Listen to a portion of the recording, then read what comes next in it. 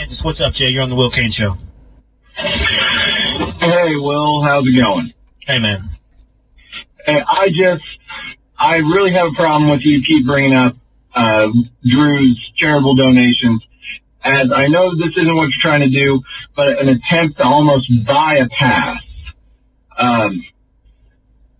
I agree that, one, I do think it is partly for tax, but I don't blame him at all.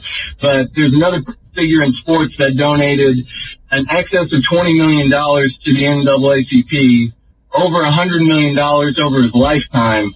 And yes, in the scale, he's at a 10 and Drew Brees is at a 3, but he was banished from his sports for saying some very insensitive, just outright terrible things. And that's Donald Sterling.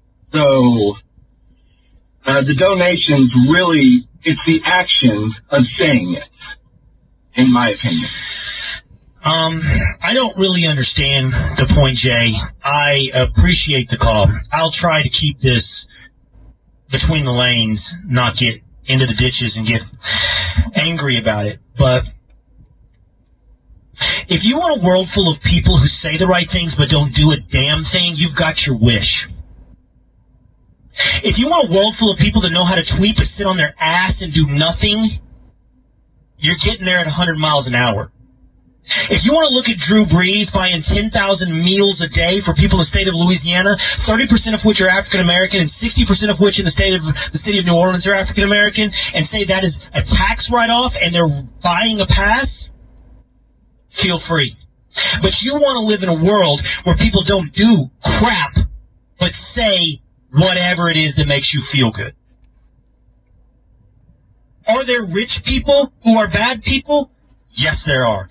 Are there charitable write-offs on their tax ledgers in the past? I'm sure that's the case. But I would ask you, I would just try, Jay, to put it to you, to be a tad bit deeper and a tad bit smarter, to try just a little bit harder, than to analyze whether or not somebody did something, I'll strike that, said something in complete agreement with whatever it is that makes your endorphins fire. When you sit and consume cable news or sports radio or Twitter, and have that nice little tingly feeling down the back of your neck of somebody echoing your sentiments, ask yourself just a little bit deeper, a little bit smarter. What about the man who stood there and handed out blankets after Katrina? What about the man that gave $5 million a week into an economic crisis from a pandemic?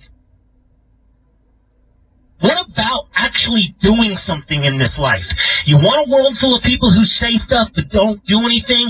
You're winning. I think you are. But I won't go with you.